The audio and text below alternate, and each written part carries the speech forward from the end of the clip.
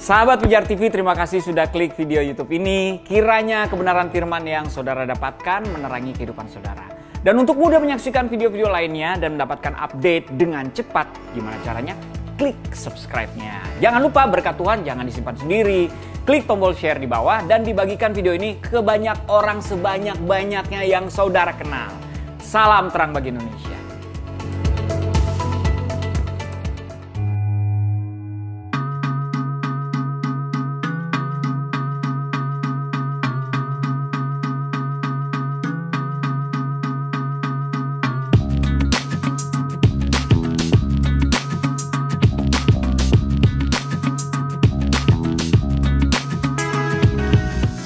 Selamat sore buat Anda semua yang saat ini sedang menyaksikan kita di Selasa Berbagi. Saatnya kita untuk memperhatikan orang-orang sekitar kita, saudara kita, teman kita, sahabat kita, atau orang-orang yang ada di sekitar kita. Karena mungkin saat ini mereka membutuhkan pertolongan kita, dan yang mereka butuhkan adalah perhatian dari kita. Dan Selasa Berbagi mengingatkan kita semua untuk kita peduli pada mereka. Dan juga teman-teman, ingat juga sama teman-teman kita yang mungkin sampai hari ini belum punya kesempatan untuk bisa mendengarkan kabar baik. Yuk, sampaikan kabar baik pada mereka agar mereka juga bisa mendapatkan keselamatan seperti yang kita terima. Dan saat ini juga kita mengundang kamu semua untuk jadi bagian dari Pijar TV. Karena Pijar TV selalu konsisten untuk menyiarkan kabar baik sampai ke seluruh pelosok Indonesia. Dan itu semua bisa terjadi karena saya, Anda semua, dan kita semua menjadi bagian dari Pijar TV. Kamu bisa mengambil bagian dengan menjadi donatur, dengan mengirimkan dana Anda untuk mendukung operasional dari Pijar TV. Ada nomor rekening yang tertera di layar Anda, BCA 5055182121 atas nama Yayasan Pelayanan Media Indonesia, dapat kamu gunakan untuk tentunya menyalurkan dana kamu.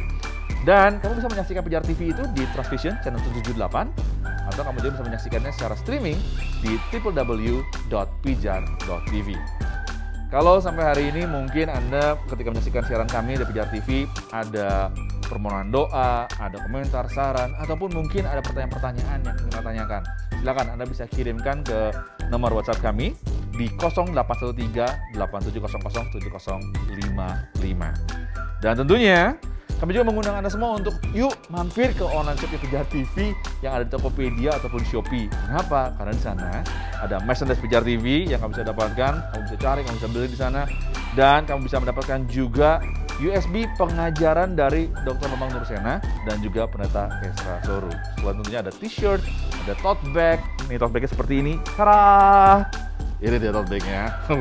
Lalu juga ada bantal-bantal menarik seperti yang sedang kita pegang saat ini. Tara! Yang itu kamu bisa dapatkan di Tokopedia ataupun Shopee Pijar TV. Oke. Sore hari ini saya tentunya nggak sendirian, tentunya Selasa Berbagi kita banyakan ya. Dan nanti ada satu tamu spesial juga yang ada bersama dengan kita. Ada Randy Chandradinata, The Pinky Boy. Halo, shalom. Iya. Pinky banget ya. Pinky banget. Lu kayak cara cermat ya. Halo, shalom. Apa kabar? Aduh, gimana? Hari ini kesibukan apa, Ren? Ya, syuting. Syuting Pijar TV. Tapi baiklah, sehat ya. Sehat, ya. Puji Tuhan, puji Tuhan. Oke, lalu ada Raguel Lewi. Halo, Pastor El. Halo everyone. Tetap semangat ya, El ya. Ya, begitu. Itu yang sedang kita usahakan. Dan ada Chris, Om Chris. Ya ampun, Chris, kok kita jadi sama, Chris? Ya, aku menemananin daripada lampu-lampu di sini tidak ada penyinaran, ya kita tambahkan 2 lampu biar cukup terang. Ya, karena Pijar TV itu salam terang bagi Indonesia Ya, ya. dengan Kita mendukung. 2 bola lampu taman, saya harapkan akan jadi semakin terang. Oh, ternyata filosofis. Filosofis sekali ya, bola lampu taman. Terima kasih. Ya, dan Pantulannya luar biasa. udah iya. Dan dengan dukungan teknologi, saat ini kita juga bersama-sama dengan Kak Ona Tahapari di Surabaya. Halo Kak Ona. Hai Kawana. Halo, aduh, kok nggak kedengeran? Hai. Itu dia. Halo. Gimana kabarnya Kak Ona? Baik, puji Tuhan Kak. Puji Tuhan, aman. Oh, Thank you. aman. Surabaya aman ya Kak ya. Loh, senang Aman. lihat Kak Ona penuh dengan senyum sehat gitu Kak. Kita tuh sekarang kalau ngeliat orang senyum ya Kak ya, terus juga sehat tuh, kita tuh senang banget ya Kak ya. Mahal ya Kak ya kesehatan itu ya Kak ya. Jo, indeed. Oke, kita semua hari ini kita mau bahas tentang satu tema yang gimana ya, ini temanya ini agak-agak sih ya, agak-agak gimana gitu. Temanya adalah penginjilan versus kristenisasi. apa sih bedanya sebenarnya penginjilan sama kristenisasi ini? Karena seringkali nih orang nih kalau dengan kata penginjilan selalu dikaitkan dengan kristenisasi. Tapi juga beberapa orang mikir, lalu apa bedanya kristenisasi dengan penginjilan? Nah, oleh karena itu makanya kita mau bahas tuntas hari ini supaya kita semua ngerti. Apa sih bedanya? Emang ada bedanya? Kalau ada bedanya, apa itu bedanya? Lalu gimana sebenarnya kita sebagai orang percaya bisa membagikan kabar baik secara benar pastinya. Oke, mungkin yang pertama aku mau nanya dulu sama Kak Ona nih, Kak Ona. Kak Ona, ini kan ada dua term nih Kak ya, ada dua sebutan, penginjilan dan kristenisasi nih Kak. Menurut Kak Ona sendiri sebetulnya ada beda nggak sih Kak antara penginjilan dan kristenisasi Kak? Kalau ada apa sih beda sebetulnya Kak menurut Kak Ona sendiri Kak? Jelas-jelas kata-katanya udah beda. Itu jelas tuh, Jo. Kristenisasi dengan penginjilan jelas kata itu dua kata yang berbeda. Lalu kalau dilihat dari makna esensinya, beda banget. Waktu kita terlibat dalam penginjilan, tidak ada kaitannya dengan kita terlibat dalam upaya kristenisasi. Kalau mau bicara tentang kristenisasi itu kan sebenarnya konversi masyarakat kan ke dalam agama tertentu. Nah, karena kita berbicara tentang kristenisasi, berarti ini kan ada sebuah tindakan konversi masyarakat kepada agama Kristen itu sendiri. Nah, secara penginjilan itu tidak ada kaitannya dengan agama kan, karena basically ini yang kita pahami bahwa kekristenan itu sebenarnya lebih mengacu kepada sebuah pola meniru dan mengikuti jejak atau warisan keteladanan yang Yesus wariskan, itu jelas. Makanya saya bilang bahwa kekristenan bukan sebuah agama, tapi pola hidup. Secara yang disebut tadi dengan istilah kristenisasi, jelas-jelas konversi masyarakat kepada agama tertentu, secara khusus agama Kristen, karena kita bicara tentang kristenisasi. Makanya jauh beda. Kalau sampai orang beranggapan bahwa penginjilan sama dengan kristenisasi, menurut saya ini cuman sebuah kegagalan memahami makna dasar. Itu aja sih, Jo. Karena kalau bicara tentang penginjilan itu kan berkaitan dengan kabar baik kan, gitu. Yeah. Nanti mungkin kita akan jelaskan berdasarkan ayat yang Alkitab catat, tapi kalau ditanya persamaan dan perbedaannya, jelas-jelas nggak sama, beda banget. Nah ini di sini ada teman-teman juga, ada El, Randy, sama Om Chris nih. Sebenarnya kalau ada orang suka menganggap bahwa penginjilan itu adalah kristenisasi, itu sebenarnya asal muasal dari mana sih? Kok ada orang bisa berpikir seperti itu gitu loh? Kalau memang tadi beda ya, ada proses perpindahan keyakinan, itu ada kristenisasi. Justru penginjilan tidak berbicara seperti itu yang dikatakan oleh Kak Ona. Lalu di mana term ini bisa muncul gitu loh? Bahwa kristenisasi ini ada, dari mana? Mungkin ada teman-teman yang bisa menjelaskan? Mungkin ketidakpengertian yang zaman sekarang. Soal dari apa yang saya tahu, memang zaman dulu, memang ada sedikit yang sifatnya terkesan mengkristenisasikan. Misalnya, ada siapa gitu datang ke suatu daerah, agamanya apa gitu, nyembah pohon gitu, atau nyembah es batu gitu misalnya ya. Terus misalnya si monk ini, si biarawan ini, kamu percaya Yesus tuh gini. Dan habis itu kepala suku terima, itu satu bangsa daerah terima, itu. Daerah terima. Saya nggak tahu ya, mungkinkah itu dimulai dari situ, saya juga nggak tahu. Tetapi yang saya tahu, kekristenisasi yang ada di pikiran orang sama zaman sekarang itu tidak seperti definisi sebenarnya. Karena rasa-rasanya kalau memakai istilah apa yang Kak Ona bilang bahwa itu konversi masyarakat, it's almost impossible saat ini. Bagi saya, kalau saya boleh menghitung-hitung kekristenisasi hampir tidak mungkin di saat sekarang. Oke, karena ada perbedaan keyakinan itu ya? Bukan cuma perbedaan keyakinan, dan sekarang orang berjalan hidupnya lebih individual, dan rasanya hampir nggak mungkin. Tetapi penginjilan yang lebih personal, banyak bercerita tentang, berbicara tentang kabar baik, itu sangat mungkin. Nah, dan juga saya tahu memang zaman dulu pernah ada momen-momen di mana kekristenan identik dengan sedikit pedang memang. Memang sempat dengar gitu, tapi saya detail sejarahnya saya nggak terlalu pelajarin memang, karena saya juga nggak ketarik lagi. Waktu itu nggak salah teman saya yang pernah bicara gitu, tapi itu tidak mewakili semua bagian dari kekristenan karena itu juga ditentang. Betul. But itu udah kecampur unsur politik soal. Jadi kita nggak bisa cerita banyak. Tapi pokoknya yang pasti kita perlu tahu bahwa kristenisasi tidak mungkin terjadi. Kenapa? Karena untuk bisa menjadi murid Yesus, dia bukan cuma sekedar harus beragama Kristen, tetapi dia harus mengaku dengan mulut dan percaya dengan hati.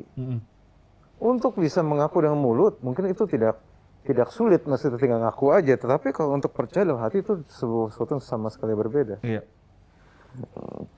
Jadi bagi saya, it's impossible. Kalau misalnya kekristenan itu ada sebuah pola hidup, kekristenan ada sebuah hubungan, impossible kristenisasi itu. Kalau dari saya, kenapa? Karena pola hidup tidak mudah ditiru. Iya, betul. Hubungan itu tidak mudah ditiru dan butuh kerelaan untuk seseorang bisa, oke, saya memilih ini. Kita hidup di zaman yang sama sekali berbeda. Dari saya sih itu ya. Ya, memang tadi El sama kawannya juga tadi sempat share ya, bahwa yang namanya pemaksaan untuk kita bisa meluk suatu keyakinan tertentu itu jelas nggak dibenarkan, itu yang pasti, dan juga sulit untuk dilakukan gitu loh, karena ya seperti yang tadi jelasin itu semua berdasarkan dari hati dan juga hubungan ya kan. Ya, kalau Randy gimana Ren? Menurut sendiri, orang masih berpikir nggak sih bahwa kristenisasi itu seringkali dilakukan oleh orang Kristen gitu loh, sehingga orang jadi bias itu membedakan antara penginjilan Kristenan dan kristenisasi? Ya tentunya kan di awal seperti yang El bilang tadi, memang background dari kekristenan sendiri nggak semuanya mulus. Artinya nggak selalu bicara tentang ada penginjil yang datang dengan penuh kasih, lalu memberitakan tentang Yesus Kristus. Tapi seperti yang, let's say Indonesia gitu ya, mereka akan identikan kekristenan itu dengan penjajahan. Nah, disitulah membuat orang punya satu paranoia tersendiri bahwa, wah, kalau udah orang-orang Kristen nih, misalkan berbagi kasih, ini pasti ujung-ujungnya arahnya mau mengkristenkan kayak gitu. Padahal kan nggak selalu demikian gitu. Nah, disinilah kita mesti redefine lagi apa itu penginjilan. Penginjilan itu kan bicara tentang proclaiming the gospel kan, memberitakan tentang kabar baik. Nah, memberitakan kabar baik tentunya itu sebuah hal yang diucapkan kan, disampaikan. Sekarang kita ada sosial media, sesuatu yang disampaikan, diposting gitu ya. Dan buat aku sangat apa ya, tidak masuk akal sih kalau ada orang yang bilang penginjilan itu kristenisasi. Karena gini, di semua agama, khususnya agama-agama yang mengajarkan tentang bagaimana kalau di Kristen kan menginjil, ada syiar kayak gitu kan. Bukankah itu hal yang diperintahkan oleh Tuhan untuk memberitakan? Jadi kalau sekedar memberitakan lalu dituduh kristenisasi dan dianggap sesuatu yang merugikan orang lain, aku rasa kalau gitu kita nggak bisa bebas menjalankan agama kita dong. Menjalankan hak kita sebagai umat beragama. Betul. Nah, disitulah makanya kita mesti tahu bahwa penginjilan itu adalah tentang proclaiming the gospel. Urusan orang itu akan mendengar dan percaya, itu bukanlah bagian kita. Betul. Tapi kita serahkan kepada pilihan orang tersebut dan Tuhan yang bekerja di dalam kehidupannya kan. Betul. Gitu. Jadi sama sekali nggak ada unsur paksaan, nggak ada unsur intimidasi apapun. Dan semua orang berhak. Aku pun kalau misalkan ada teman-teman dari agama lain yang menceritakan tentang imannya, go ahead, silakan gitu kan. Karena dari situ kita juga bisa belajar, memperkaya pengetahuan kita. Tapi jangan sampai juga kita jadi parno sendiri sih. Dengar orang ceritain agama tertentu, kita langsung udah nih mulai mau ini nih. Convert gitu ya. Iya. Aku rasa zaman sekarang kebebasan beragama itu menjadi sesuatu yang penting sih dalam kehidupan. Gitu. Iya, kebebasan beragama itu ditandai dengan kebebasan juga orang untuk boleh membagikan dan menceritakan ya tentang apa yang mereka yakini, dan kita ya nggak juga langsung tiba-tiba auto terpengaruh dengan apa yang sedang mereka bagikan, karena kita sudah memberikan keleluasan ruang buat mereka gitu ya. Nah, mungkin dari Mas Kris mungkin bisa bantu kita nih untuk lebih mengerti tentang gini. orang mungkin bisa dicap melakukan kristenisasi. Apakah pernah ada sejarah dalam Alkitab sehingga akhirnya, oh ini memang sesuai dengan ajaran Alkitab gitu loh. Sehingga memang di Kristen tuh ada pemaksaan itu loh kadang itu, sehingga karena dibenarkan di Alkitab. Mungkin ada seperti itu, sehingga kita pengen jelasin kepada rekan-rekan yang mengikuti acara ini bahwa benar atau tidak sih sebenarnya itu dibenarkan nggak sih di Alkitab tentang kristenisasi itu sendiri atau tidak? Bagaimana, Kak? Oh gitu. Aku suruh jelasin. Gitu. Iya dong. Yalah, jelasin lah ya. Iya Siapa loh. tahu dijelaskan supaya orang-orang mengalami kejelasan. Kata Kristen sendiri kan sebetulnya baru muncul era-era tahun-tahun 80, 90, kira-kira demikian gitu kan.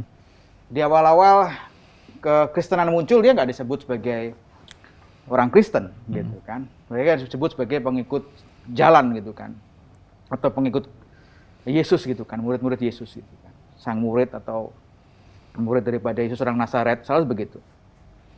Baru di Antioquia Syria dikatakan dia baru muncul. Itu pun tidak orang-orang murid-murid Yesus sendiri yang memproklamirkan atau mendeklarasikan. Justru orang-orang lain yang memberi sebutan sebagai wah Kristen nih gitu kan. Dalam artian Kristus kecil atau orang-orang yang mengikuti jalannya Kristus Yesus gitu. Dan sejak awal tidak ada yang namanya menyebutkan untuk membuat orang menjadi Kristen, tidak ada. Dalam amanat agung juga tidak katakan jadikanlah semua bangsa Kristen, tidak. Jadikanlah semua bangsa muridku, kata Yesus, berarti muridnya Yesus gitu kan. Itu yang sebenarnya terjadi. Hanya kemudian perubahan terjadi kan, dalam sejarahnya perubahan terjadi. Kira-kira kita langsung lompat di tahun-tahun 200 ke 300, kira-kira demikian, ketika pelarangan terhadap kekristenan karena sudah muncul nama Kristen ya, Antioquia itu, oleh Kaisar Romawi. Jadi bolehlah Kristen sama dengan agama-agama lain, boleh tumbuh dan hidup di wilayah Greco-Romano gitu kan, di Pax Romana. Itu boleh gitu. Baru di situ dan kemudian berangkat lagi, akhirnya Konstantin memeluk agama Kristen gitu kan. Detail ceritanya kapan-kapan. Nah, baru disinilah sebutan kristenisasi kurasa muncul di situ. Dan itu jelas hubungannya dengan negara atau hubungannya dengan kekaisaran Romawi dan erat hubungannya dengan politik. Dalam artian peluasan pengaruh daripada Roma ketika kekuasaan Roma dan kemudian mendeklarasikan bahwa dia adalah kaisar Kristen dan kemudian pada akhirnya seluruh orang yang berdiam di wilayah Roma harus menjadi Kristen dan kemudian dilanjutkan dengan penaklukan di daerah sekitarnya yang disebut orang-orang pagan, orang-orang yang belum masih menyembah berhala gitu, ya diharuskan, wajib. Kamu mau jadi warga negara Roma ya harus menjadi menjadi Kristen, anggota Kristen, anggota gereja gitu. Nah disinilah kurasa terjadi yang namanya penyimpangan di situ kan. Dalam artian tadi, kalau dalam proses pemuritan mengajak orang menjadi murid itu adalah pendekatan personal. Kita lihat sejarahnya di Alkitab, di Kisah Para Rasul dan surat-suratnya Paulus dan juga bapak-bapak gereja. Itu kebanyakan adalah personal, hubungan satu orang kepada yang lain dan kemudian tanpa adanya pemaksaan. Nah, karena ini berhubungannya dengan negara, politik dan tatanan masyarakat yang baru, yang yakni Kristen tadi, ada pemaksaan di sana. Ada unsur pemaksaan, ini harus kita akui. Ada unsur pemaksaan gitu kan, bahwa orang-orang harus mengikuti. Bahkan kemudian kuil-kuil penyembahan kepada dewa-dewa pun digantikan gitu kan, dengan untuk jadikan gereja dan seterusnya.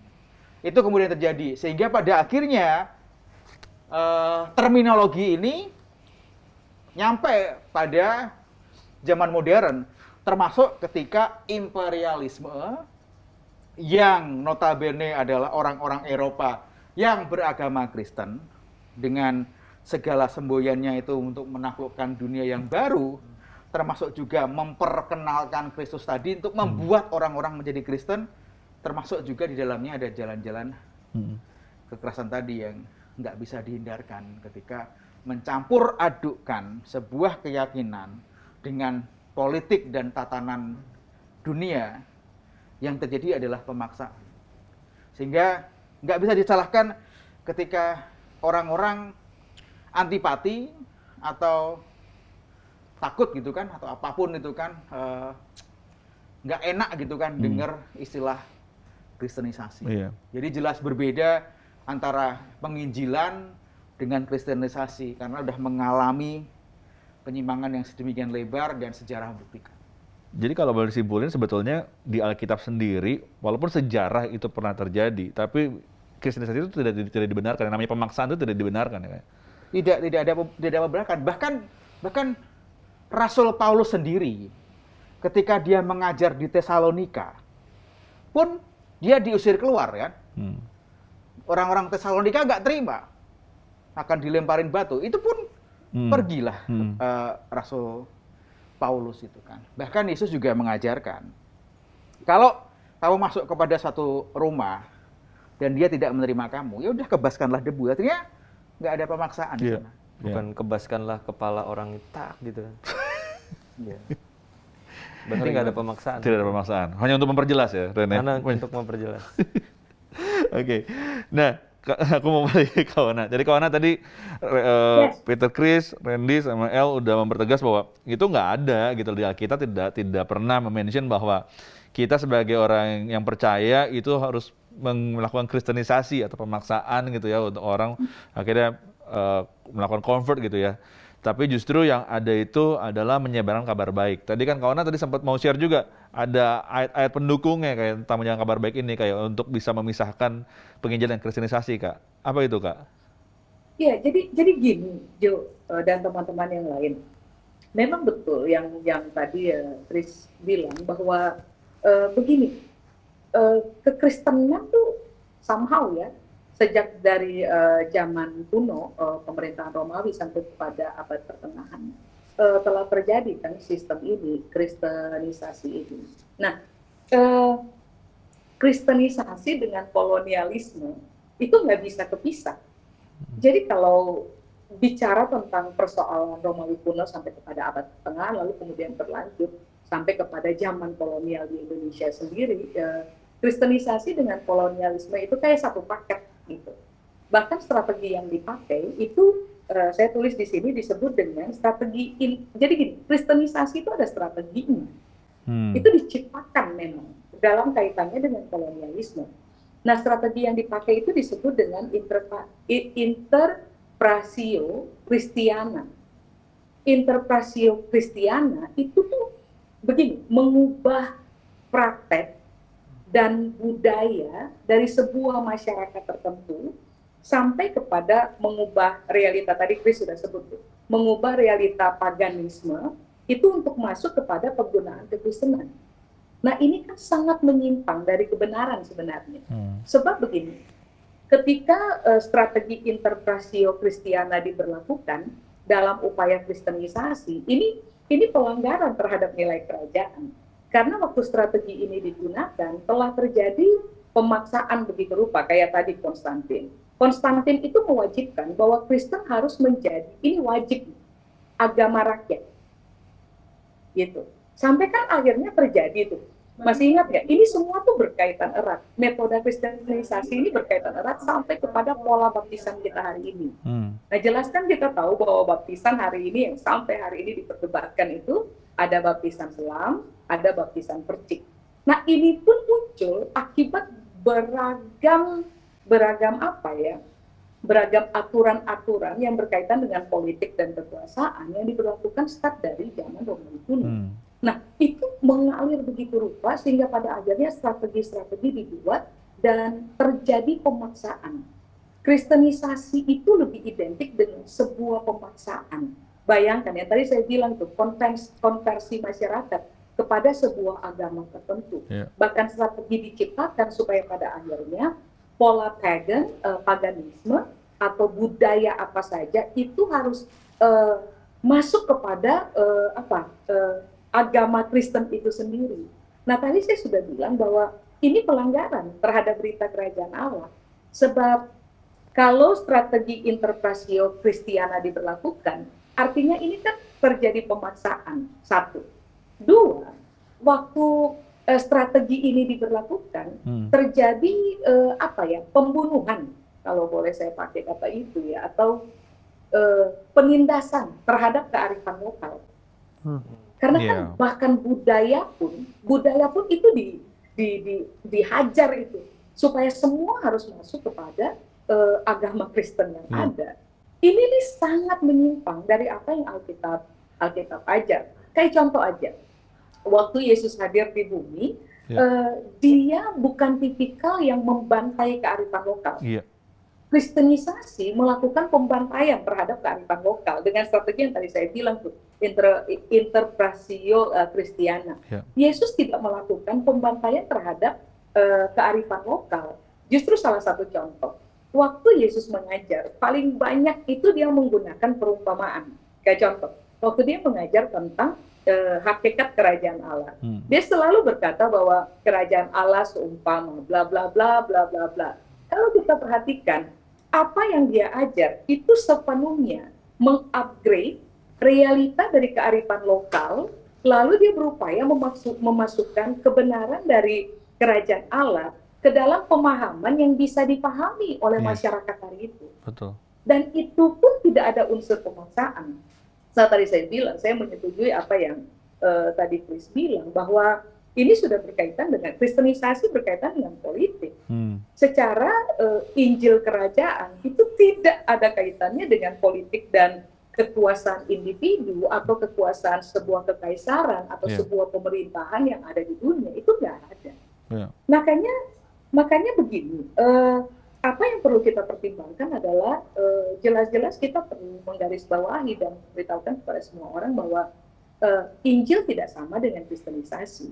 Kristenisasi itu berkaitan dengan pemaksaan. Bahkan bayangkan tuh, saya lupa tahun berapa, tapi itu sampai ini saya ada catat. Begini, misionari dulu ya, pada zaman strategi kekristenan ini diberlakukan, misionari dulu itu bahkan menjadi bejana untuk kepentingan kristenisasi. Dulu itu disebut dengan istilah ini, pasukan kejut, misionari zaman lampau tuh, yang kemudian ditunggangi oleh kepentingan kolonialisasi, kepentingan politik dan pemerintahan dan kekuasaan, sampai pada akhirnya terjadi pengutusan misionari ke beragam wilayah, dan misionari ini akhirnya disebut sebagai pasukan kejut. Pasukan kejut ini dilatih sangat hebat, bahkan melebihi pasukan yang kita kenal hari ini dengan istilah infanteri. Itu dilatih begitu rupa. Nah, pasukan kejut ini adalah begini, orang-orang yang membawa quote-unquote berita Injil, lalu menggunakan berita itu dengan metode penyerangan. Gitu. Ini misionari yang disebut dengan pasukan kejut, itu start dari abad-abad awal. Itu mereka kerjakan dengan cara begini, Injil harus masuk dengan cara melakukan tindakan menyerang. Secara kita tahu bersama, kalau ditelisik ulang dari sejarah kekristenan, start dari abad-abad awal kekristenan mulai berjalan, para pengikut jalan Tuhan itu, ternyata kan ini yang Alkitab bilang, justru penyebar kabar baik itu terbanyak itu mendapatkan serangan, mengalami aniaya begitu rupa, sampai terjadi diaspora. Nah, itu kan yang terjadi pada berita Injil. Tapi yang terjadi kepada kristenisasi, bukan kita yang dianiaya, kita yang menganiaya. Sampai kepada cerita perang salib, masih ingat nggak? Itu perang telah mengakibatkan kepahitan turun-temurun tuh sampai hari ini. Makanya mengapa memang harus dibikin pelurusan gitu tentang apa sebenarnya makna dari penginjilan itu sendiri, supaya pada akhirnya orang paham bahwa kita tidak sedang melakukan tindakan kristenisasi. Tadi saya sudah bilang dari awal, ini konversi masyarakat kepada agama tertentu. Jelas-jelas tadi saya bilang, Kristen bukan agama, dan kita tidak mungkin melakukan konversi masyarakat kepada kita punya agama dengan cara yang diberlakukan pada masa lampau, strategi menyerang, pasukan kejut, mempersiapkan misionari dan memaksakan gitu apa yang kita yakini kepada orang lain. Itu itu value yang sangat salah, yang tidak berkaitan dengan Injil Kerajaan. Secara begini, penginjilan, Injil, kalau kita baca di, Jo, ini saya masih ada waktu nggak? Boleh, Kak. Boleh, Kak. Santai, Kak. Nanti yang Tenang, Kak. kalau dalam Matius ya, Matius pasal 24 ayat 14, jelas-jelas Alkitab bilang, dan Injil Kerajaan ini akan diberitakan ke seluruh dunia menjadi kesaksian bagi semua bangsa. Sesudah itu barulah tiba kesudahannya. Kata Injil di situ bahasa aslinya menggunakan kata euangelion.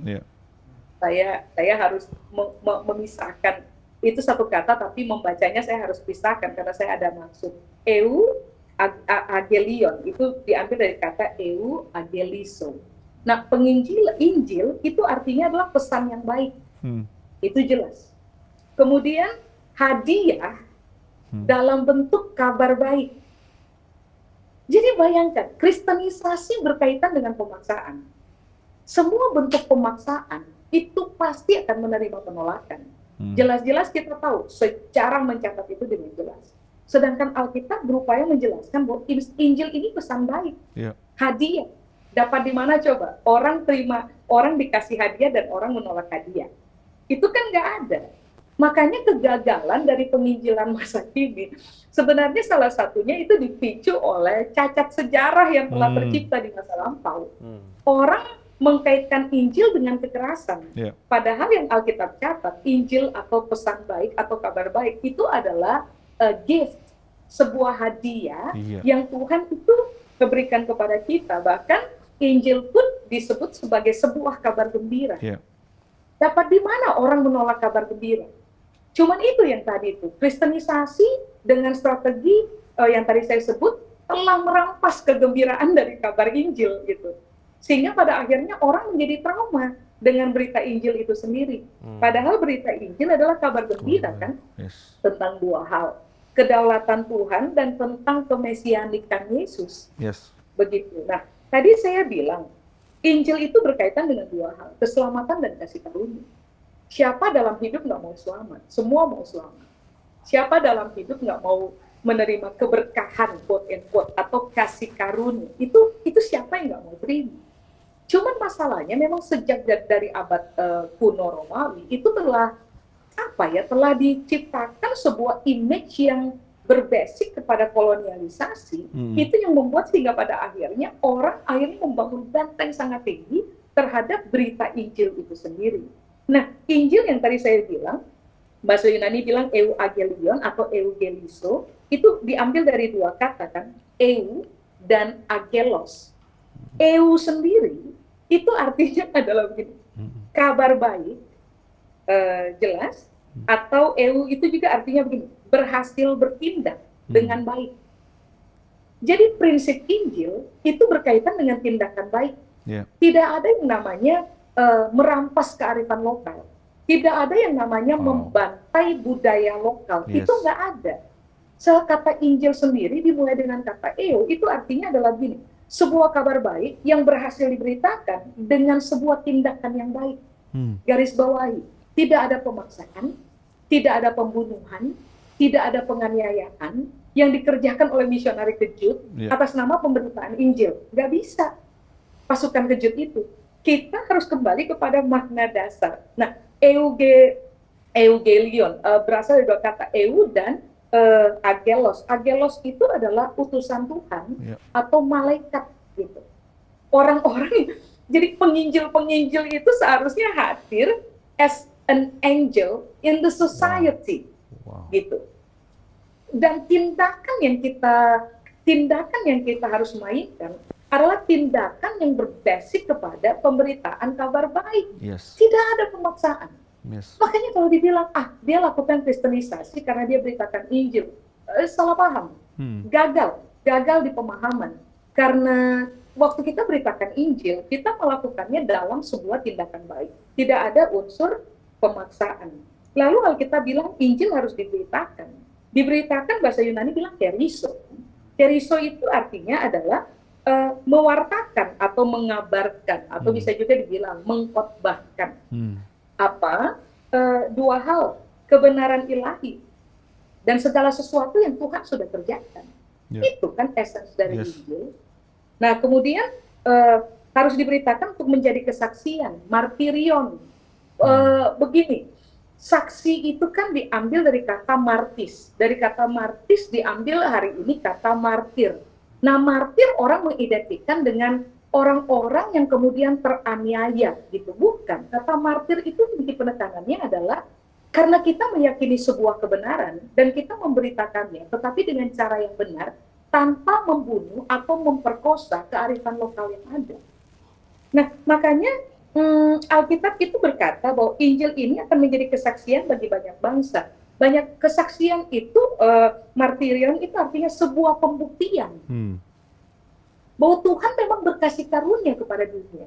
Sebuah pembuktian bahwa karya Kristus itu berkuasa untuk mendatangkan keselamatan kepada semua orang. Bahkan kalau bicara berkaitan dengan kemah suci di Kalok, itu kesaksian atau martirion itu berkaitan dengan begini, kita cuma bersaksi tentang apa yang sudah dikerjakan. Tidak ada unsur pemaksaan. Makanya kalau dibilang kristenisasi adalah, penginjilan adalah kristenisasi, oh itu gagal paham. Kira-kira begitu aja. Wow. Nah, kalau dengar penjelasan tadi, kita jadi ngerti bahwa memang ada beda. Karena ini bukan pemaksaan, kita ngasih hadiah kabar baik. Nah, ini ada pertanyaan juga nih. Tapi sebelum saya masuk ke pertanyaan, tentunya kita juga mau kasih kabar baik juga buat para pemirsa Pijar TV. Karena kita mau bagiin suatu buku, ya, satu Alkitab lah. Kita bisa bilang ini Alkitab dari Biblika. Dan buat caranya gimana untuk ngedapetin ini? Nah, caranya gampang. Buat Anda yang menyaksikan acara ini, Selasa Berbagi hari ini, dan Anda punya kelompok kecil, ya, punya kelompok kecil. Besar gak boleh? Kelompok kecil kan besar, masa berlawanan dong. Ya, jadi kalau kamu punya kelompok kecil dan suka membahas tentang Alkitab pastinya, silakan kamu foto pertemuan kelompok kecil kamu, ya. Nah, silakan difoto, lalu kirimkan. Nah, kirimkan ke Pijar TV sambil kamu boleh cerita sedikit tentang kelompok kecil kamu ini dan bagikan atau kirimkan ke 0813 8700 7055. Ya, jadi ada nomor sekarang ini di layar kamu di 0813 8700 7055. Jadi caranya adalah ceritakan tentang kelompok kecil kamu, kirimkan gambarnya ke nomor tersebut yang ada di layar. Oke. Nah, teman-teman, ini ada pertanyaan nih yang masuk dari Tirsa Pijar TV. Yang pertama gini, Kak, kenapa penginjilan yang sering digaungkan hamba Tuhan hanya berfokus pada mereka yang non-Kristen? Apakah mereka mengira jemaatnya nggak perlu lagi diinjili? Apakah fokus penginjilan saat ini hanya untuk menambah jemaat saja? Oke, mungkin dari El bisa nanggepin nih, El. Pertanyaan ini, El. Ya, bagi saya ngerti pertanyaannya muncul dari mana. Tapi cenderung asumtif juga ya. Sampai detik ini masih banyak gereja yang selalu mengabarkan Injil di setiap ibadah. Karena mereka mengikuti apa yang Martin Luther bilang. Injil harus diberitakan setiap hari, karena kita melupakan setiap hari. Betul. So yes, saya rasa mungkin background dari yang bertanya, yang bukan berasal dari gereja, yang pas di waktu di ibadah itu menginjil, tapi menginjil banyak di luar. Ya, satu sisi saya bisa ngerti bahwa memang ini bukan soal menambah jemaat atau jumlah, tapi soal pemberitaan kabar baik. Maka itu tetap harus diberitakan. Tapi saya juga nggak bilang bahwa yang di dalam juga nggak perlu diberitakan. Saya rasa di dalam pun juga tetap perlu diberitakan. Karena seseorang bisa melupakan kebaikan Tuhan. So, dan banyak juga yang begitu kok. Kalau dari saya sih, si penanya ini bertanya dengan sebuah asumsi bahwa semua gereja tuh kayak gitu. Bahwa semua gereja di Injil nggak dikotbahin, cuma di luar doang. Berarti buat nambah dong, itu asumsimu. Nggak semua seperti itu. Nggak semua seperti itu. Itu aja sih. Okay. Nah, kalau El tadi sempat nggak semua seperti itu, gimana kalau dari Mas Kris sendiri, Mas Kris? Iya, tadi itu ada mau komentarin tuh kan. Ada juga orang yang memberi hadiah maksa, itu ada juga sih. Itu yang apa namanya WhatsApp atau SMS yang itu kan memberikan hadiah sekian, Anda mendapatkan menang nomor Anda, kan maksa itu. Berarti itu penipuan. Jadi kalau orang memberikan hadiah dan maksa, jangan dipercaya. Itu berarti nipu gitu kan. Dan Injil nggak nipu. Injil nggak nipu. Gitu. Nah, karena tidak nipu dan supaya orang banyak nggak tertipu, Injil harus tetap diberitakan. Wow. Baik di dalam ataupun di luar. Karena kan dikatakan, Kristus mengatakan juga kan, ajarkanlah semua bangsa muridku. Yes. Ya, berarti belajar terus kan, dan diajarkan terus semua bangsa gitu kan.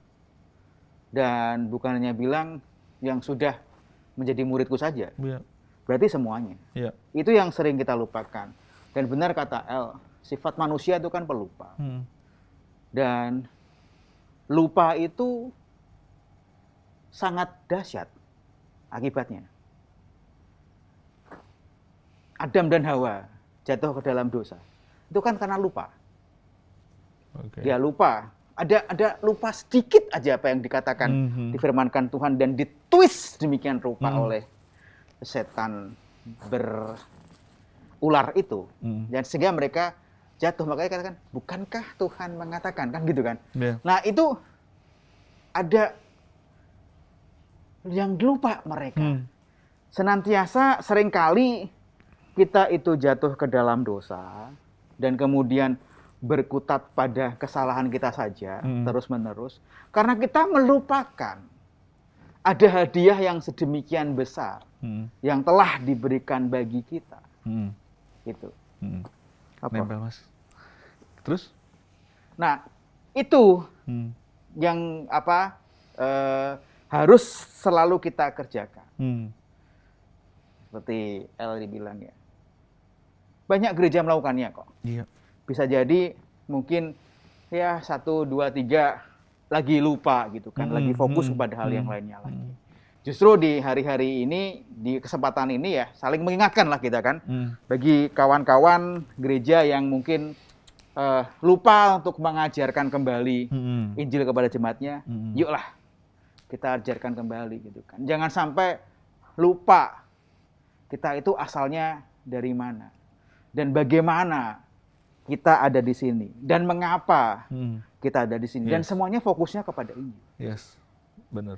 Itu sih kurasa itu. Iya, gue setuju banget. Tadi kawannya juga sama, lu udah sempat ngomong bahwa Injil itu adalah hadiah baik. Sama seperti Pijar TV, mau ngasih hadiah juga buat pemirsa Pijar TV-nya.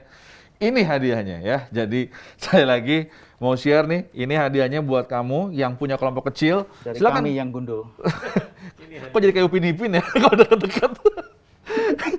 Jadi silakan teman-teman kalau punya kelompok kecil, kamu bisa foto kelompok kecilnya, lalu jelasin sedikit tentang kelompok kecil kamu dan kirimkan ke nomor yang ada di layar ya, 0813-8700-7055. Dan kamu akan mendapatkan, nanti yang terpilih akan mendapatkan Alkitab dari Biblika. Oke, ini bukunya. Oke. Nah, masih ngebahas tentang penginjilan versus kristenisasi. Aku ada pertanyaan ini buat Randy dan juga Kak Ona nih ya. Ini ada pertanyaan dari pemirsa bilang gini, cara penginjilan yang benar tuh gimana sih Kak? Supaya nggak dibilang kristenisasi. Bagaimana kalau khotbah atau mendoakan orang dengan turun ke jalan? Bagi-bagi sembako atau buat kegiatan sosial? Atau dengan KKR besar-besaran? Nah, gimana caranya sebenarnya? Penginjilan yang benar itu untuk membedakan dengan kristenisasi? Ya, kan tadi sebenarnya kata kunci yang menjadi pembeda itu kan ada kata pemaksaan ya. Pemaksaan. Atau bisa juga yang sering kali terjadi ya, sorry to say tapi ini terjadi, ada udang di balik rempeyek, bukan, di balik bakwan gitu ya. Jadi ada Aduh, sore-sore bakwan udang Pastor Randy. sorry. Habis ini kita jajan. Jadi berbuat baik, melakukan pelayanan kasih, tapi ujung-ujungnya ada maksud terselubung. Dari awal mestinya kita harus bisa bedakan mana itu diakonia, pelayanan kasih, dan mana penginjilan. Nah, seringkali kita tuh sisip-sisipkan itu gitu loh. Pendeta sejati emang demikian ngomongnya ngeri. Iya, jadi aku rasa itu penting sih untuk kita perhatikan ya, karena apalagi di Indonesia dengan apa ya, satu ketakutan-ketakutan yang sudah terbentuk gitu loh. Ada apa dikit yang ngadain siapa? Oh, gereja ini. Wah, ini pasti maksudnya apa nih gitu kan. Sudah ada terbangun seperti itu. Nah, makanya dari kita pribadi juga harus bisa benar-benar meyakinkan diri kita dan orang-orang yang bergerak bersama kita. Ingat, ini pelayanan kasih loh ya. Benar. Ini bukan penginjilan. Penginjilan beda lagi, kayak gitu. Jangan dicampur aduk buat aku. Dan penginjilan yang efektif tentunya nggak tahu ya kalau sekarang KKR masih relate nggak ya, gitu ya. Tapi apalagi di pandemi, KKR online paling ya. Tapi kalau bicara tentang penginjilan yang efektif adalah penginjilan yang disertai dengan buah-buah kehidupan. Perubahan hidup yang nyata. Fransiskus dari Asisi pernah bilang kan, beritakanlah Injil,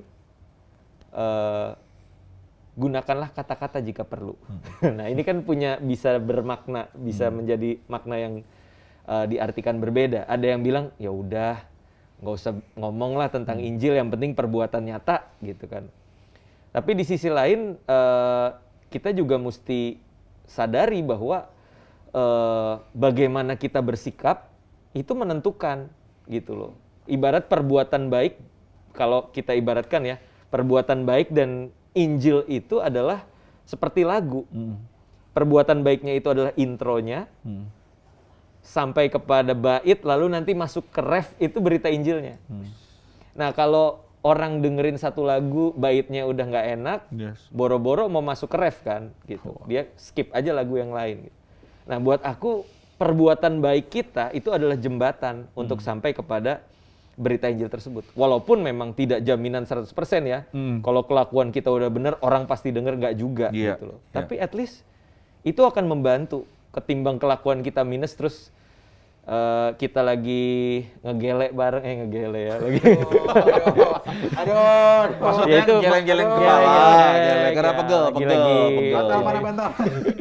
Lagi nongkrong, rusak bareng, tiba-tiba ngomongin Yesus, ya itu kan kurang nyambung ya gitu. Jadi buat aku sih, bagaimana kita bersikap, bagaimana kita hidup itu menjadi sebuah catatan penting ya sebelum berita Injil itu disampaikan. Iya. Itu Bang. Iya. Kalau menurut kawan gimana Kak menanggapi pertanyaan ini Kak? Gimana cara penginjilan yang benar sih Kak supaya nggak dibilang kristenisasi Kak? Tahu Brother Andrew kan? Brother Andrew itu yang memulai pelayanan Open Doors. Sekali waktu dia bilang, tidak ada negara yang tertutup bagi Injil apabila yang memberitakan Injil masuk dan siap untuk tidak keluar. You know what I mean? Artinya penginjilan itu tidak sesusah yang dibicarakan. Nah, jadi Injil pasti mendapat tempat dalam kehidupan orang, tergantung bagaimana cara saja kita memberitakan. Secara ini yang Alkitab ajar ada dua sisi kan, berita melalui kelakuan hidup dan berita melalui perkataan. Jadi menurut saya cara terbaik yang bisa kita gunakan untuk memberitakan Injil, mainkan dua sisi gitu. Dan kita perlu menjadi orang-orang yang sangat fleksibel gitu. Dengan apapun atau siapapun yang sedang kita hadapi. Ingat bahwa berita tentang kedaulatan Tuhan dan keselamatan di dalam Kristus itu adalah berita inti. Kita adalah saksi yang telah melihat bukti nyata melalui berita yang kita renungkan tiap-tiap hari dalam firman Tuhan. Tapi berita kita akan menjadi, perkataan kita akan menjadi kosong ketika orang tidak menemukan, seperti yang tadi Randy bilang, ketika orang tidak menemukan ada buah berkualitas akibat dari Injil itu sendiri yang telah berinkarnasi di dalam kita. Nah, kalau ditanya cara terbaik, saya pikir melalui begini, melalui duduk bersama, nongkrong. Ketika orang kita lihat bahwa orang siap untuk mendengarkan kabar baik, kita bisa menggunakannya dengan cara yang yang bisa diterima oleh orang tersebut. Jadi menurut saya tidak ada cara ideal untuk pemberitaan Injil. Kita perlu menjadi sangat fleksibel berdasarkan dengan siapa kita berhadapan dan lingkungan bagaimana atau situasi bagaimana yang kita ada di dalamnya.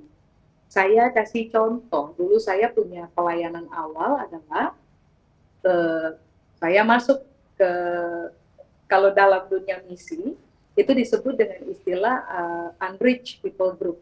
Kelompok suku bangsa yang belum terjangkau. Jadi saya masuk ke Unreached People Group, tempat di mana orang Kristen nggak ada dan Injil nggak pernah masuk ke daerah itu. Saya ingat betul ada sekali waktu saya hidup di satu suku, ada di Indonesia. Saya hidup bersama-sama dengan mereka dalam kurun waktu masuk tahun kedua. Baru kemudian Tuhan itu kayak buka saya punya mata personally untuk melihat bahwa oke, cara ini nih yang saya bisa pakai gitu untuk pada akhirnya melakukan itu pemberitaan kabar baik. Tentu saja karena sudah masuk tahun kedua, saya sudah punya koneksi dengan orang-orang di dalam suku itu. Saya tinggal dengan mereka, hidup sama-sama dengan mereka, makan makanan yang mereka makan, pergi ke ladang bersama-sama dengan mereka, duduk nongkrong, lihat matahari terbit, lihat matahari terbenam. Jadi hidup sudah dibangun, dan kemudian pada sebuah waktu tahun kedua, saya akhirnya melihat bahwa oke, saya bisa gunakan cara ini. Tetapi cara yang saya pakai pertama kali untuk memberitakan Injil kepada orang pertama dalam suku itu berbeda dengan cara yang saya pakai untuk memberitakan Injil pada orang yang kedua dari suku itu. Makanya saya bilang, nggak ada cara yang paling bagus. Cara itu kita akan bisa temukan ketika kita sudah ada di lapangan, berhadapan dengan orang yang ada, tapi menurut saya begini, cara terbaik adalah tidak melalui mimbar. Cara terbaik adalah ketika kita duduk bersama-sama, nongkrong, makan, ngobrol santai, pintu kebuka, mainkan. Yes. Sebab ternyata begini, dari hasil survei khotbah satu arah dari mimbar, rupa-rupanya itu hanya bisa ditangkap oleh 2% pendengarnya di dalam sebuah gedung. Itu hasil survei beberapa waktu yang lalu ya. Itu 2% aja. What do you expect? Dari orang menangkap kebenaran cuma 2%. Berarti kan sekarang ini yang perlu kita pertimbangkan, pendekatannya harus berbeda. Makanya lihat, contoh aja, Yesus punya pendekatan dalam kitab Injil, itu so human. Yesus itu adalah Allah 100%, tapi manusia 100%, dalam upaya untuk memberitakan kabar baik, dia menjadi so human. Pendekatannya so human, gitu. Jadi bukan yang datang dengan ngesok tahu kebenaran, enggak. Dia menjadi so human, duduk nongkrong, makan bersama, lihat tuh, pemungut cukai aja sampai akhirnya tiba-tiba berdiri dan berkata, Tuhan, kalau ada yang saya pernah rampas tuh, nanti mulai dari hari ini saya kembalikan 4 kali lipat. Sentuhannya itu so human. Makanya saya bilang, cara terbaik itu nggak ada, kecuali kita duduk dan berinteraksi dalam hidup bersama-sama dengan orang yang Tuhan percayakan ada di depan kita punya mata. Somehow kalau kita dapat kesempatan untuk memberitakan kabar baik melalui mimbar-mimbar kekristenan kita, mainkan gitu. Tetapi cara yang paling efektif adalah ketika kita menjadi human, memahami kearifan lokal, memahami orang-orang yang ada di sekeliling kita, melihat peluang yang ada, menggunakan tuntunan dari Tuhan, berita Injil kita bisa mainkan. Iya. Wow. Itu ngebuka banget itu. Karena ada satu kata bijak bilang, berlakulah seperti Kristus sampai orang mempertanyakan tentang imannya mereka sendiri gitu loh. Jadi itu masuk akal banget gitu. Dan ini ada pertanyaan juga dan bisa kayak juga sekaligus juga untuk bisa share kesimpulan juga dari pertanyaan ini. Mungkin Mas Kris bisa mulai. Nih, Kak, bagi tips dong, gimana sih penginjilan yang kreatif buat teman-teman muda sesuai perkembangan zaman tapi tetap alkitabiah? Ya, kalau bagi saya itu pertanyaan yang menarik dan kurasa datang dari seseorang yang sangat rindu Injil diberitakan dengan sangat efektif. Nah, kembali tadi kalau Kak Ona tadi katakan bahwa tidak ada, saya nggak pakai kata ideal, saya nggak pakai, tidak ada cara yang baku dalam memberitakan Injil. Tergantung juga tadi dikatakan situasi dan kondisi dan yang dituju, siapa yang dituju, ya kan? Yang mau di reach out. Aku tambahin, tergantung juga siapa dirimu. Ya, siapa dirimu. Bagi Pastor Randy yang adalah seorang youth pastor yang akan segera menjelma, Nah, itu akan berbeda dengan Pastor L juga yang apa namanya, dia pendekatannya pasti berbeda di sosial media. Dua-duanya sosial media. Pendekatannya berbeda. Ini sama memakai media sosial media secara kreatif. Tapi kalau diperhatikan berbeda. Pesannya sama bahwa mereka kepada Kristus mengabarkan Injil. Tapi muatan yang dibawa berbeda. Nah, itulah sebabnya siapa dirimu gitu kan.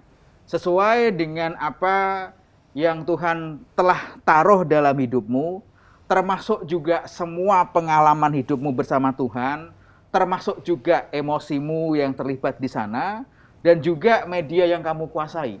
Aku akan berkata seperti itu. Dan kemudian di sisi lain adalah bidang mana yang akan Anda pakai. Nah, kalau sekarang dengan sosial media, bagaimana untuk memberitakan dengan jalan yang kreatif?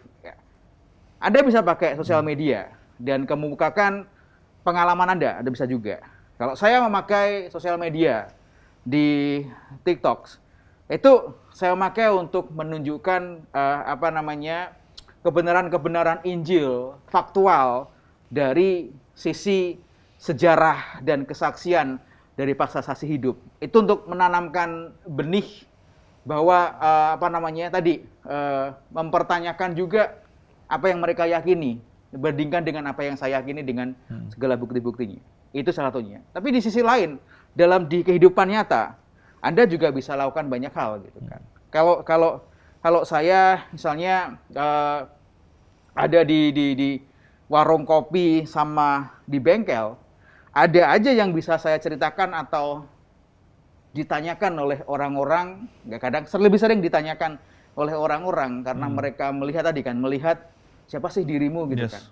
Karena tadi katakan ketika kita bisa mempresentasikan Kristus dalam kehidupan kita, orang akan bertanya-tanya. Itulah pentingnya tadi kan, di samping tadi perkataan dan perbuatan, ilmu, pengetahuan, itu juga perlu kita pelajari.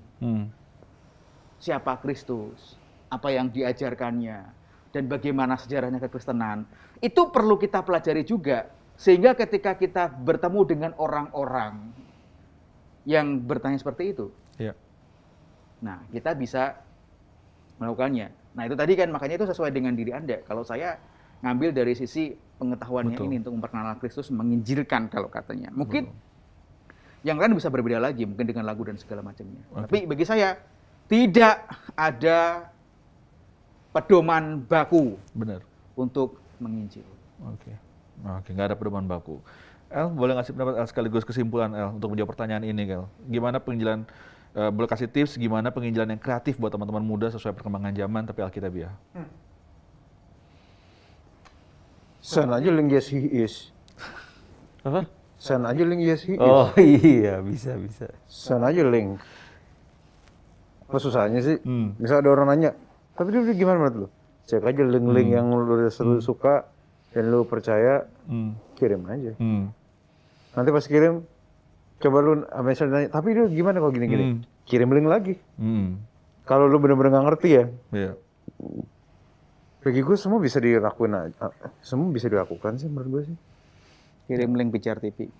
Kirim link Pijar TV juga bisa. Itu paling penting. Apalagi kalau misalnya yang apologetika, Pijar TV banyak banget konten kayak gitu. Bagi saya sih, kalau emang orang benar-benar pengen tahu, silahkan nonton. Kita nggak perlu jadi paling jago. Atau nggak kita bilang, ayo nonton sama-sama aja. Sesimpel itu. Ya, soal ada cara ya, yang penting hati ya. Ya, bagi saya sih, orang cuma minta maaf ya. Kadang kurang rajin aja menurut saya sih. Kirim linknya yang aneh-aneh. Yang begini-begini nggak pernah diperhatiin. Betul.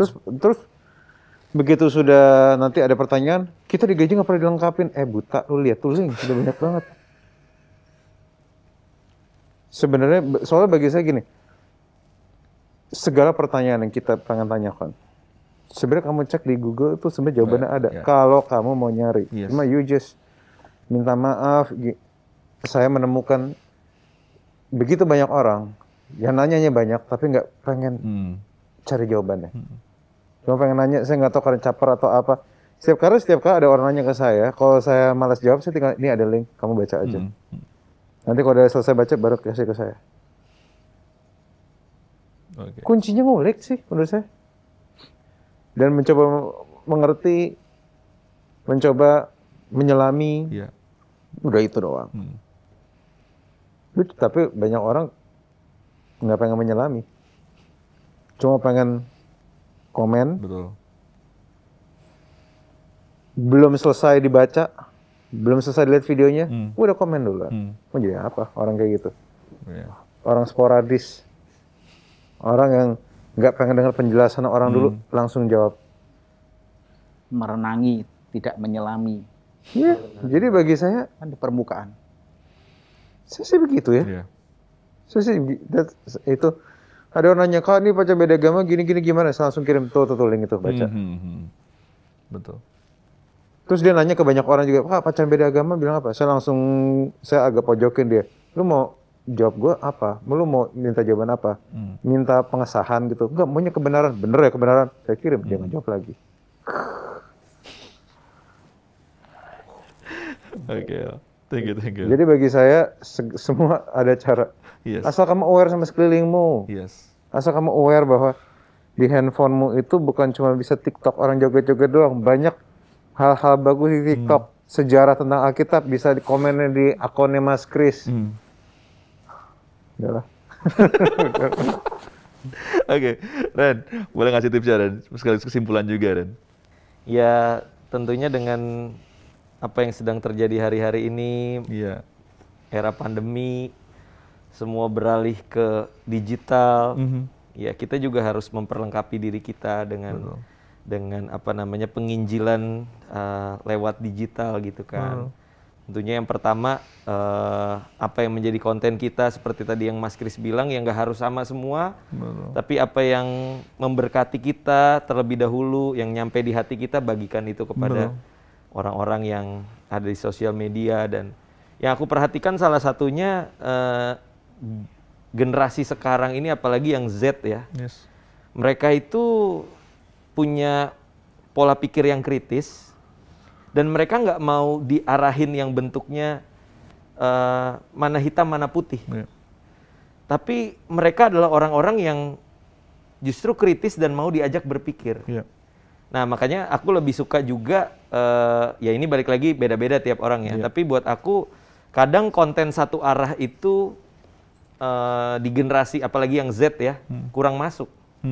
Tapi misalkan di dalam diskusi saling melempar jawaban satu dengan yang lain, di situ mereka malah akan berpikir dan mulai rasa penasarannya lebih ada lagi dan mereka akan gali lebih dalam lagi. Ketimbang kita bilang Yesus nih gini-gini ya, lu harus begini. Tapi kalau kita kasih fakta dan sesuatu yang bisa memantik mereka untuk mereka mencari, aku rasa itu akan sangat berguna sih buat generasi sekarang. Makanya share konten dulu. Begitu selesai share konten, ini tapi pertanyaannya gini. Dia sudah mulai nangkep. Oke, kita ngobrol sekarang. Baru kita bicara. Kadang muncul pertanyaan-pertanyaan yang berbobot ya dari itu. Soalnya kan. pertama kadang kalau misalnya gue ngerasa pertanyaannya salah gitu, gue kirim dulu artikel gitu, baca. Oh jadi gini ya, tapi gimana kalau gini-gini? Nah pertanyaan udah bener. Oke, mari kita jawab. Iya. Ya penting kita untuk bagikan sama mereka juga, bener sih.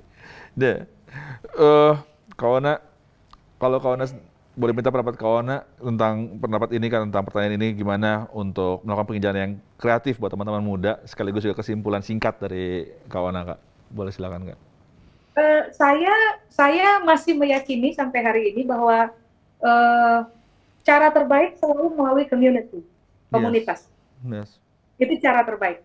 Di atas semua kecanggihan teknologi yang kita punya, tetapi kalau mau berbicara tentang menyentuh kehidupan, mau nggak mau memang komunitas harus menjadi pilihan satu-satunya yang paling utama gitu.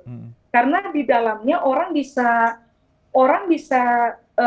didampingi sampai kepada proses Injil kan pintu pembuka. Betul. Isu-isu dari amanat agung kan memuridkan. Iya.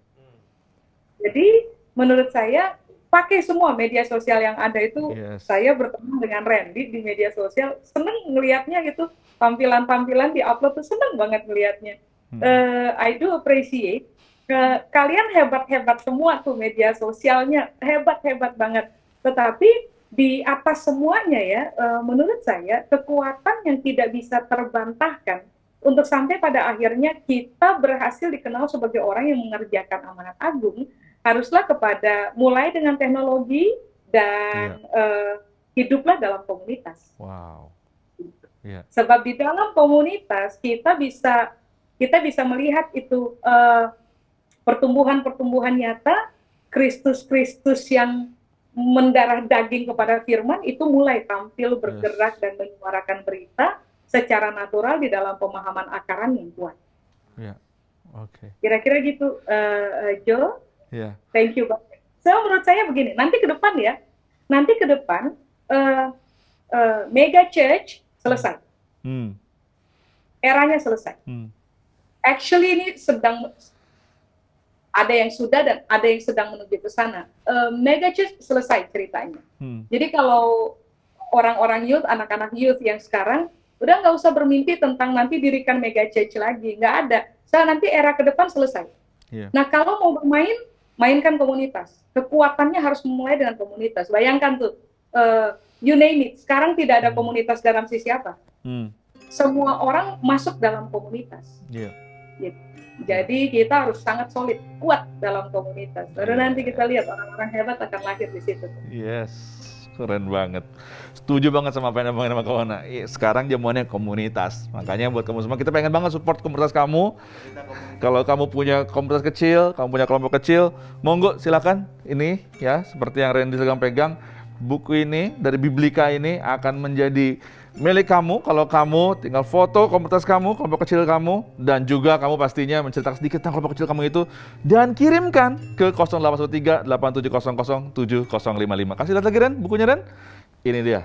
Ya, silakan untuk kelompok kecil yang terpilih kamu berhak mendapatkan buku ini. Dan thank you banget buat Kaona, El, Randy, Mas Chris ini dari